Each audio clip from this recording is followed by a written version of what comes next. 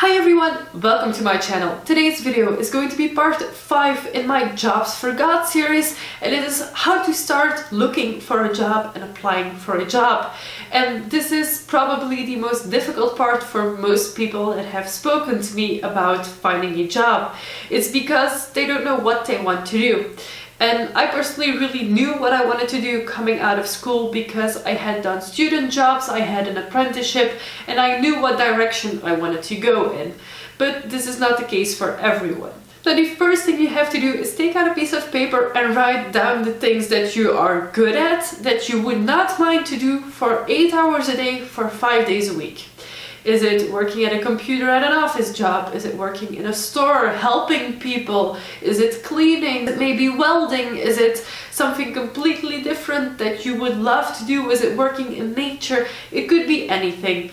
But if you have a list of at least 5 things, you will see that there are jobs that have need of those specific things. For example, if you love working with a computer, if you're good at working at a computer and you would not mind working in front of a computer, it is important that you know that there are office jobs, computer jobs, putting in information into a computer or working with a computer as a job. That is normal. That is what most people, I think, nowadays as office clerks do. So once you have that list, it will make it easier for, in one of the next steps, finding jobs that correspond to that list. So I want you to have this list with you and to have keywords for everything that you do. For example, if you like working with a computer, office is a good keyword. If you would like to use your languages, write down the languages you know how to speak, etc. Now the next step would be making a top 5 of the things that are most important for you in a job. 5 being the least important and 1 being the most important. For example, it could be how much you're getting paid to do that job. It could be the distance from your home to the job. It could be how fast you can start at a job. It could be how many languages you could be using. It could be that you are working mostly alone or mostly in a big group of people. It could be anything. Now, if you have those 2 lists, you can combine those into search engines. And here in Belgium, we have one central system that is used to search for jobs. And if you are jobless, you are obliged to register to that system and look for a job. It is called VDAB, and it is for both Dutch and French-speaking people here in Belgium. It is combined. Now, once you have your account on VDAB, you will have to put information about yourself in that system, and you can use that system to immediately match jobs to the information you put in. But you can also use the search option to search for a job that you want and that is something that you think would maybe not be matched by the automatic system. Now, what I like to do is using keywords. For example, when I was using the VDAB website to find my office job, I just typed in office. Literally office. It would give me an enormous amount of hits. What I then did was apply the filters from my second list to the bunch of jobs that I got from that page. For example, I wanted a job within less than 20 kilometers from my home. So I put in the name of the village I live in and I applied the distance filter. Then I put in that I have a bachelor's degree because I want a job that is challenging for me. If it is less than your degree that you want to do, you don't have to put this filter, but I personally did because I wanted a challenging job.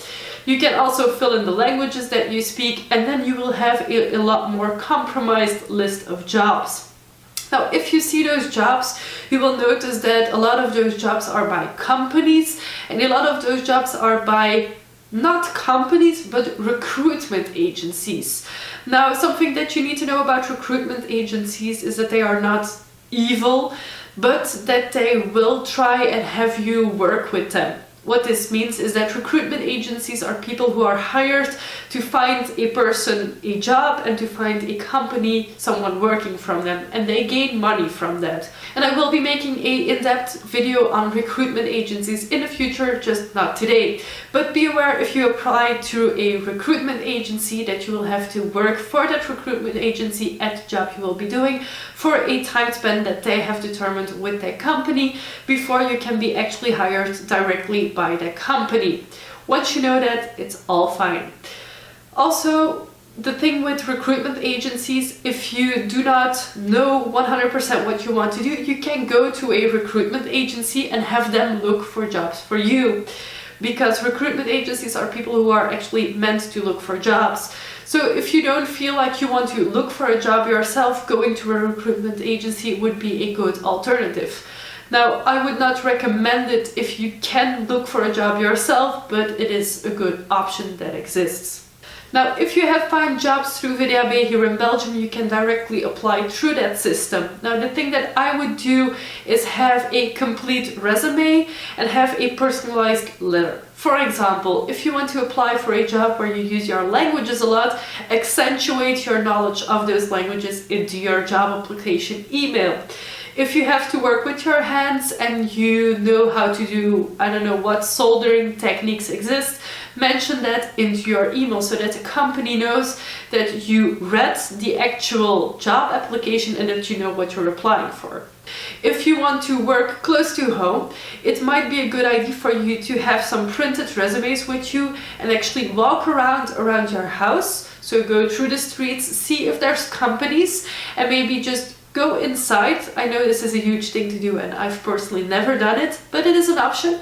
You could just go inside and tell them, hi, I'm looking for a job. I'm not sure if you have jobs like these, but if you have, here's my resume, please contact me. If you're looking for a job in retail, for example, that's a really good option because retail jobs often hire directly on the spot. And if you go to the store, it shows that you know what they sell, what they are, where they are, and that you are motivated to come there. Now, what you can also do if you don't want to actually go outside your front door is using Google Maps. Why? Because Google Maps has a lot of companies pinpointed on the map. So if you type in your address, you can of course scroll around on the map, have a look at the websites of the companies, etc. Now, if you want to work in a certain field, or for example, you really want to work for a pet food company, you can of course type in pet food company and then your region into Google, and Google will give you a list of companies that, for example, sell pet food, and you can directly contact those companies. That is also a way you could search for a job.